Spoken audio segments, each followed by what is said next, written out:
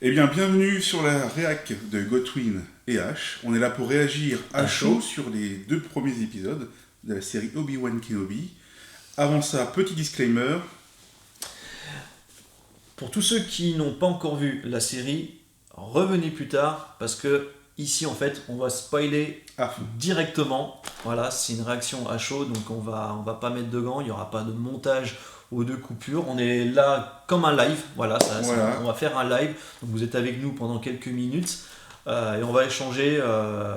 Voilà, c'est brut ce qu'on va dire, mais il n'y aura pas de montage. Voilà. On est au comptoir du commerce, on discute entre nous. Il ne manque plus que le petit café. Voilà, il ne manque plus que le petit café à la petite bière. Eh bien, rentrons dans le vif du sujet. Tout de suite, Godwin, qu'en as-tu pensé ? Tu fais bien le présentateur, je trouve. Merci. Ce que j'en ai pensé, alors franchement, je suis reconquis. J'avais pas d'attente précise sur la série, mais je savais pas si j'allais être déçu, si j'allais être content, mais là je suis clairement reconquis. Non pas que je suis déçu de Star Wars, mais du moins la dernière série qu'il y a eu, là, The Book of the Boba Fett. Et même pas que ça. M'a laissé sur la fin quand même. Les 3 derniers épisodes de Star Wars, les 3 films, la série Boba Fett, tout ça est très polémique. On est dans un air polémique Star Wars où, tout de suite, ça tu me le disais la dernière fois, tout est critiqué. Tout est critiqué. C'est-à-dire on nous propose un projet Star Wars, d'emblée, il est fusillé le truc. Voilà. On va le critiquer à fond. Parce que forcément, pour beaucoup, on a des attentes. On a des attentes et on peut parfois être frustré de la façon dont les choses sont menées ou par un choix esthétique, un choix d'acteur, un choix scénaristique.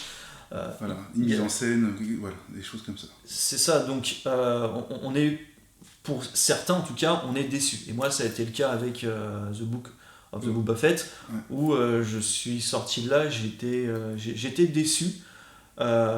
Tout n'est pas acheté parce que forcément, quand le Mandalorian revient au milieu de la série, là, elle remonte en niveau. La série Mandalorian en tout cas, il m'a fallu quelques temps pour l'apprécier. Donc, alors que là, sur cette série, pour donner mon point de vue, moi je suis à la maison. J'ai l'impression d'avoir une paire de chaussons là et de remettre les pieds dedans. Et de me retrouver plusieurs années en arrière, quand pour moi Star Wars c'était un univers magique, voilà, où j'avais les yeux qui pétillaient. Et je retrouve cette ambiance tout de suite. Alors hier, je me suis refait le film La Revanche des Sith. Donc j'étais complètement dans le bain là. Et je n'ai rien vu entre temps. Et bam, je me retrouve 10 ans plus tard à regarder du coup cette série-là et je retrouve tous les codes que j'ai aimés. Il y a une vraie continuité dans cette série, effectivement, entre l'épisode qui est censé suivre et cette série-là. Ouais, c'est vrai, il y a une vraie continuité. Et comme je partage tout à fait ce point de vue, j'ai l'impression de revenir dans les codes que je connais, mais avec plaisir. Je ne suis pas complètement dépaysé, mais ça ne me gêne pas. J'ai vraiment eu beaucoup de plaisir à regarder cette série, ces 2 épisodes de cette série. Mais parce qu'on a eu de la chance, on a eu 2 épisodes. Je veux dire, là, c'est... Donc, alors, ce que je pourrais dire, parce qu'il y a beaucoup de choses qui sont positives, si on parlait par exemple des choses qui pour ma part peuvent être négatives. Comme ça c'est fait. C'est pas vraiment négatif, mais... On parle un peu du négatif et après on va le laisser de côté. C'est ça, parce qu'il y en a un peu marre du négatif quand même. Il faut le dire, mais voilà, on passera que du positif ensuite. Donc en négatif, forcément, moi il y a cette planète de Tatooine, elle me sort par les orbites, clairement, voilà. Parce que il y a beaucoup trop de séries ou de projets Star Wars qui se passent toujours sur cette planète qui est en dehors de la bordure extérieure. Dans la bordure, c'est ça. C'est ça, alors que la galaxie, l'univers Star Wars est juste immense. On a plein de planètes à découvrir, avec des civilisations aliens à découvrir, et là on se retrouve toujours sur cette planète centrale Tatooine. Donc forcément, on suit le personnage principal d'Obi-Wan Kenobi qui est sur cette planète pour surveiller Luke, donc je m'attendais bien à la revoir, et merci, Ils ont fait très vite, c'est qu'à la fin de l'épisode 1, on comprend qu'il va enfin quitter cette planète. Oui. Et ça, c'est quelque chose que j'apprécie énormément. Oui, mais même de toute façon, durant l'épisode, même, on alterne entre plusieurs ambiances. Hein. Donc déjà, ça c'est pas mal. Et tu me parlais aussi de la monture qui avait eu des petits problèmes en point négatif. En point négatif, après on les laisse de côté. Alors, c'est la monture. Point des effets spéciaux. Ouais, alors la monture d'Obi-Wan, autant en gros plan, je l'ai trouvé superbe. Autant sur un plan plus large, en mouvement, quand il marche sur le sable, j'ai trouvé certains effets spéciaux un peu limites. Voilà, quand il part au loin comme ça, qui va dans le désert, effectivement, des petits. J'avais l'impression de revoir des effets spéciaux, alors pas à ce point-là, mais du moins de la prélogie. Voilà, pas tout à fait bien fini, même si c'est mieux quand même. Hein. Donc je sais pas quel était le budget en tout cas. Oui, mais bon, là c'est vraiment un film, franchement c'est des détails. Ouais, parfois certains effets spéciaux sont un petit peu un petit peu inégaux. Voilà, il y a des trucs très très bien, comme des trucs un petit peu justes, c'est tout. Voilà. Ouais, bon, ça c'est vraiment des points négatifs. Après, il y a peut-être d'autres points négatifs, mais c'est bon. Mais sinon, dans l'ensemble, je trouve que la mise en scène est quand même très bien réalisée. Il y a quand même des belles choses à voir. Il y a des belles choses à voir. Il y a de la facilité parce que aussi dans le scénario. Alors ça peut être positif, disons que comme négatif. C'est-à-dire pour moi, pour revenir à Tatooine, c'est que je me demandais comment ils vont faire pour faire sortir Obi-Wan de Tatooine et de sa quête, parce que on connaît, pour ceux qui connaissent Star Wars, Obi-Wan c'est quelqu'un qui est on va dire, qui prend très au sérieux ses missions. Donc là, lui, il est carrément focus sur Luke Skywalker. Donc, l'amener à le quitter de son regard, je me disais, mais qu'est-ce qu'ils vont faire, quoi ? Et utiliser le personnage de Leia, c'est-à-dire la sœur de Luke, pour justement faire sortir Obi-Wan de sa planète, parce qu'elle est kidnappée. J'ai trouvé ça facile. Voilà, pour moi, c'était la facilité, c'était la carte de la facilité. Mais ça ne me pose pas de problème. Voilà. Oui. Parce qu'on est dans l'univers Star Wars, il faut que ce soit facile. Pour moi, il faut que ça soit facile à comprendre. Je mets un bémol sur la carte de la facilité, parce qu'effectivement, ça, on en a parlé tout à l'heure, la facilité pour moi, elle n'est pas si facile que ça, parce que on aurait pu, dans le scénario, éviter de jouer avec un enfant. C'est très très dur de jouer avec des enfants. Très bon choix d'ailleurs. Dans le cinéma.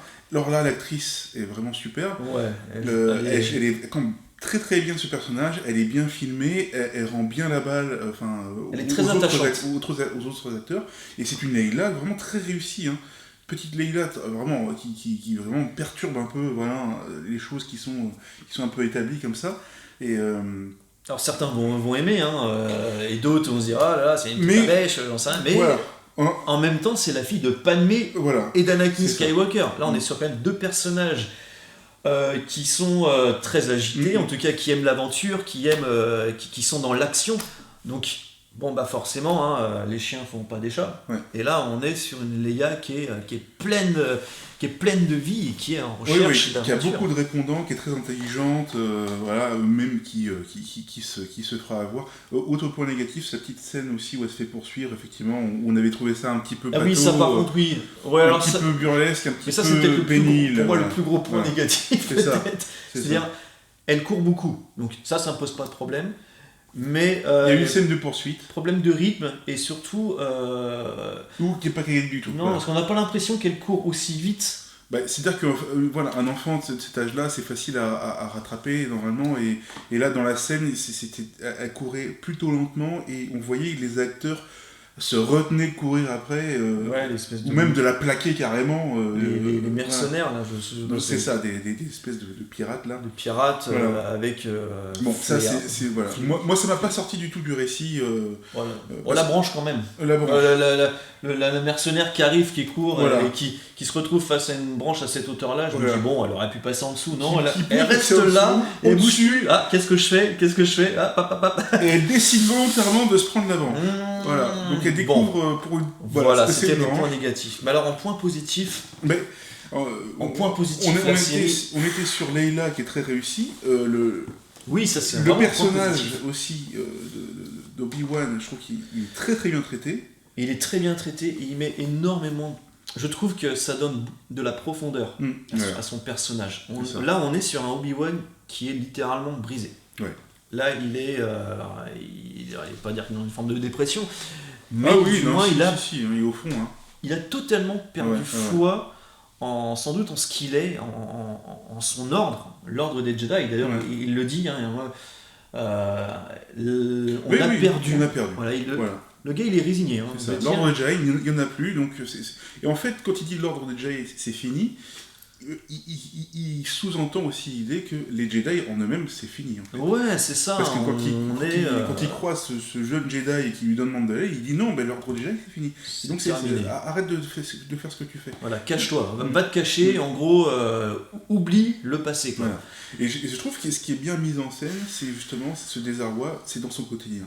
Il n'a plus aucun rapport avec la Force, alors que pourtant, très peu en tout cas. Zéro. Très peu ou plus, pas du tout, parce que dans son quotidien, son quotidien est filmé, et très bien filmé d'ailleurs, et on voit qu'en fait, tout ce qu'il a, c'est des mauvais rêves.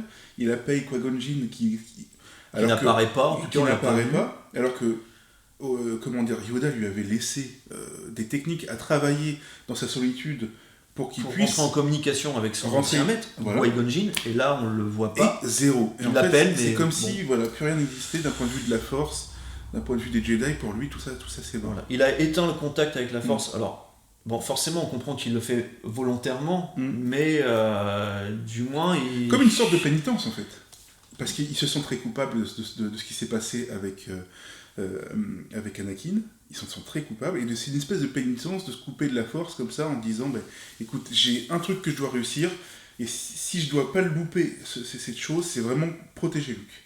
Et je pense qu'il s'est dit, comme tout ça n'a pas marché, la Force ça n'a pas marché, les Jedi ça n'a pas marché, je me coupe de tout ça, je le protège Luke. Et je ne ferai que ça de toute ma vie. Et qu'importe si j'ai pas une vie toute pourrie à côté, je pense que c'est ça qui doit se dire. Mais sincèrement, quand on le voit là dans les premières minutes dans sa vie quotidienne et avec son état d'esprit et on va dire le jeu d'acteur que McGregor fait, sincèrement, il m'a fait mal au cœur. Ah oui, franchement, c'est pénant, on va dire, il transmet vraiment cet échec, ce mal-être. On comprend qu'on est face à un personnage brisé. On comprend dans le propos et dans la mise en scène. C'est bien. Mais en même temps, ça a l'image du monde dans lequel il vit. Parce que en fait, il y a une chape de plomb qui est vraiment sur la population de cette planète et de la bordure extérieure. On est sous l'Empire, là. C'est l'Empire, et il y a l'Inquisition, qui est aussi très bien mise en place par cette ombre qui passe sur le visage au tout début du premier épisode, et qui met une chape de plomb comme ça, et qui est vraiment très bien filmée aussi. On voit que tout le monde, la tension monte d'un coup, même si moi, de mon point de vue, je trouve que les méchants sont pas aussi bien réussis que ça, parce que je les trouve un peu trop caricaturaux, mais c'est des vrais méchants, quoi, avec une violence vraiment très très palpable. La Reva, ça passe encore. Ça passe encore, parce qu'on sent qu'il y a quelque chose. On comprend pas encore pourquoi, mais du moins elle a un objectif quand même. C'est d'attraper Obi-Wan. Alors, on comprend pas cette hargne qui est là, ou cette volonté. Pourquoi Est-ce qu'il y a une histoire personnelle ? Est-ce que c'est pour faire plaisir à l'empereur ou à Vador, ou se faire remarquer ? Elle dit ça. Ça, on ne sait pas. C'est ce qu'elle dit. Mais en tout cas, ce qui est bien illustré, c'est sa soif vraiment de pouvoir et de réussite, et de tuer vraiment Obi-Wan, si possible. Elle est prête à tout, même à liquider le grand inquisiteur. Oui, d'ailleurs, qui n'a pas fait grand-chose, qui n'a pas servi à grand-chose d'ailleurs. Moi, je le connaissais pas beaucoup. Mais parce qu'en fait, on le voit suffisamment dans l'animé. Mais moi, j'ai pas vu Clone Wars. Voilà, on le voit beaucoup, et là, donc, il est passé par l'épée assez rapidement dans le deuxième épisode. Bon, après, ils vont mettre l'accent donc sur Reva, manifestement, qui est vraiment assoiffée de vengeance, assoiffée de pouvoir, et elle en veut vraiment. Elle est dans l'angle. Ça, c'est un peu dommage par contre, parce que alors moi, je ne maîtrise pas l'univers de Star Wars dans sa globalité, parce que je ne regarde que les films, c'est vrai qu'on n'est pas les séries avec en live action. Donc je connais pas les bouquins, ou les dessins comme The Clone Wars. Donc j'arrive avec un petit handicap, notamment sur ces inquisiteurs, et ce personnage dit le grand inquisiteur. Moi je sais pas s'il est puissant ou pas, parce qu'en 2 épisodes, Il fait pas grand chose et il se fait éclater la tronche en deux coups de cuillère à peau. Donc je me dis, c'est qui ce gars, il sort d'où? Pourtant, il fait partie de la plus grande autorité de l'Empire. Hein. Ah mais sans doute. Mais j'arrive avec cet handicap. Ouais. Voilà. Mais c'est pas grave en fait. C'est pas très grave dans le sens où on comprend qui c'est. Comme ça. On comprend que c'est les méchants, on comprend qu'il est suffisamment puissant et qu'on comprend. Mais lui, il était très puissant, lui. Ah oui, c'est quelqu'un d'assez puissant. C'est un site, hein, voilà. Mais d'ailleurs, on les voit un peu dans cette ville qui est très bien réussie aussi, qui a un espèce de néo-Taïwan. Tu m'avais dit que tu avais pas mal apprécié aussi ça. Ouais, j'ai beaucoup aimé. Bah là, ça me refaisait penser à l'épisode 2, l'attaque des clones, où il y a Anakin et Obi-Wan qui sont en train de pourchasser une chasseuse de primes, une change-forme, là, je sais plus. Et l'univers avec les enseignes, avec les néons, tout ça, je retrouvais un peu cette ambiance de ville. Et pareil, ils l'ont assez bien matérialisé. C'est beau, c'est très beau. Hein. Avec un beau décor, aussi, dans ce qui se passe dans cette ville aussi, où il y a quand même des enfants qui vendent de la drogue. On sent qu'ils ont été enlevés très jeunes aussi, et qui sont perdus ici, que personne ne ressort jamais de cette ville-là. Et donc il y a des arnaques qui sont mises en place pour des nouveaux arrivants. On sent qu'il y a aussi une violence qui est aussi très très présente dans le quotidien des gens. Ça c'est assez bien montré, c'est assez bien c'est le côté dark filmé. C'est le côté dark de Star Wars, et c'est vrai que c'est appréciable de voir ce côté-là. Non pas que c'est ce qu'on affectionne, mais ça le rend plus palpable. Moi c'est plus palpable, ça fait plus sérieux, parce qu'on est vraiment dans une ambiance qui est lourde, sous l'emprise de l'Empire. C'est l'Empire qui est là, c'est le nouvel. Et on sent cette peur qui oppresse tout le monde, tout le monde n'emmène pas large quand même, et c'est là-dedans, pour ramener de la légèreté, cool, ça. C'est le personnage de Leila qui va, je pense, apporter un peu de légèreté dans sa répartie, dans sa vision du monde, dans cette petite blague qu'elle va donner aussi à droite à gauche à ceux qui l'entourent. C'est celle qui amène un petit peu de légèreté comme ça, parce que sinon ça serait un petit peu trop glauque peut-être aussi pour un Disney, hein, on va dire. Mais je trouve ça assez bien fait, c'est des notes comme ça. Ah non, mais c'est très très bien. D'ailleurs, j'avais hâte de voir une série qui, dans l'univers Star Wars, qui soit un peu plus sérieux et où il y a pas tout le temps une blague toutes les 2 minutes, des blagues qui sont mal placées ou pas sérieuses. Là, c'est sérieux. En fait, je retrouve un peu l'ambiance de Rogue One. Oui. Et Rogue One, c'était quand même sérieux, quoi. Et de tout ce qui a pu être fait... Les enjeux étaient gros, quand même. De tout ce qui a pu être fait de l'ère Disney, il fait partie des projets que j'ai affectionné le plus. Il y a d'autres choses que j'ai bien aimé. Mais j'aime beaucoup aussi, oui. Mais du coup, là, je retrouve cette ambiance sérieuse dans la série d'Obi-Wan, et ça fait du bien, parce que sincèrement on est quand même on sort quand même on est dans une époque où tout ce que fait Star Wars, ou tout ce que fait Disney avec la franchise Star Wars, c'est quand même compliqué. Donc là, on attendait ça quand même. Moi, mon espérance, un peu comme le Graal quand même, hein, comme je dis. Mon espérance de base, c'est vraiment que cette série réunisse tout le monde.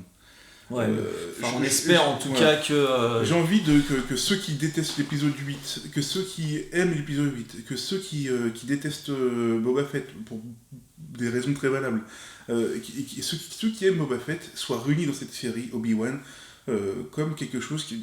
on va tous, ne serait-ce qu'apprécier, sans dire que c'est génial. Moi, je dis pas que c'est génial, mais j'ai apprécié le truc. J'ai apprécié, c'était un bon moment. Déjà, sincèrement, il y a aussi revoir, parce que retrouver justement, se reconnecter avec cet univers Star Wars, c'est aussi par intermédiaire de personnages parfois qui peuvent être iconiques, et notamment Obi-Wan Kenobi, interprété par Ewan McGregor. Et sincèrement, il le joue bien. Oui. Sincèrement, il n'y a pas de fausse note là. Là, c'est quand même un gros point positif de ressortir ce personnage. Donc certains aimeront, d'autres aimeront pas, parce qu'ils diront oui, Obi-Wan, on s'en fiche de son histoire, on connaît sa chute et tout. Oui, Oui, d'accord, mais tout le monde n'est pas forcément du même avis. Et moi, je suis très content de revoir réinterpréter ce personnage, et surtout dans cette posture-là, en fait. Cette posture d'échec. Voilà, ou comment il va faire pour retrouver peut-être un peu d'espoir. Ça, c'est vraiment... voilà, on va le découvrir. Autre point aussi, pour ma part, extrêmement positif, c'est la musique. Oui. Alors là, sincèrement... Là, les premières notes de Star Wars, enfin les premières notes de la série là, la musique elle m'a embarqué directement, chose qui n'était pas le cas avec The Mandalorian. Enfin je compare avec ce qui a été fait avant, mais c'est parce que j'avais pas autant reconnecté avec un projet Star Wars que Rogue One. Donc là du coup voilà, c'est superbe. Très bien, le thème de Obi-Wan qui a été composé par John Williams, et toutes les autres musiques qui ont été composées par j'ai plus le nom en tête, mais c'est par Williams, non, c'est pas Deborah, non, c'est Deborah, c'est la réalisatrice, mais une autre, il y a un autre compositeur, je sais plus si c'est une femme ou un homme. C'est une femme. C'est une femme. C'est super. Femme. En tout cas, les musiques sont magnifiques. C'est du Star Wars, parce que Star Wars, c'est pas qu'une image. C'est pas qu'un jeu, c'est pas qu'un scénario, c'est aussi une musique, c'est un ensemble. Et là, sincèrement, je me suis reconnecté dans l'univers Star Wars, mais mais c'est vrai que la musique participe à ça, en 2 secondes. Le fait de ressentir ça. La scène d'ouverture déjà. Oui. Non mais la scène d'ouverture de la série, on se retrouve à Coruscant, dans le temple Jedi, au moment de l'Ordre 66. Il y a tout, je veux dire, il y a tout pour nous retoucher la corde sensible. Voilà, c'est une scène très poignante où on voit tout de suite l'agression des clones sur un maître Jedi qui fait sa classe. Et elle est trop classe. Ce maître Jedi qui est une femme. Une minute de bonheur. Elle est très gracieuse, vraiment, la chorégraphie est super bien. Elle défend sa classe. Vraiment, il y a des tripes dans cette scène, ça dure pas longtemps, mais alors c'est intense. Elle est poignante. Pourtant, on la connaît, connaît cette attaque. Mais sans qu'il y ait de l'ultra-violence, on sent que le massacre est en cours et que quelques Jedi vont s'échapper par-ci par-là. Et on va les retrouver effectivement éparpillés dans la galaxie, 5 ans après, 6 ans après quasiment. Là, on est 10 ans après. On est 10 ans après. Ouais, c'est ça. Donc en tout cas, forcément, le plaisir d'être reconnecté en 2 secondes à cet univers, ça a matché. Ça a matché direct, sincèrement. La hype allait monter tout de suite.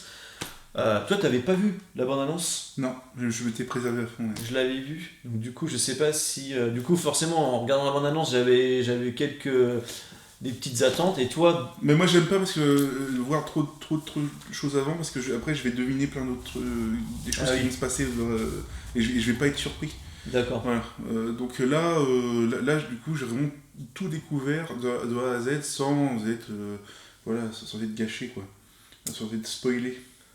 En tout cas, très content de découvrir aussi un petit peu l'univers d'Alderaan, juste comme ça, parce que on l'avait vu dans certains dans certains films, mais succinctement, très rapidement. Dans les scènes d'ailleurs, on voit bien, et c'est bien retranscrit, le fait que c'est riche, c'est la bourgeoisie, mais qu'en même temps... C'est sympa d'avoir montré ça d'ailleurs. En même temps, voilà, ils s'occupent aussi de choses assez graves, c'est des sénateurs qui essayent de s'occuper de leur peuple, des choses qui sont parfois assez rares dans le monde réel, mais là en tout cas on voit le filmer, des gens c'est des grands bourgeois qui essayent de s'occuper du peuple, et donc c'est là où vit Leila, effectivement, des scènes de forêt assez bucoliques, et des intérieurs, des décors, des costumes un peu chamarrés entre le blanc, des grandes couleurs.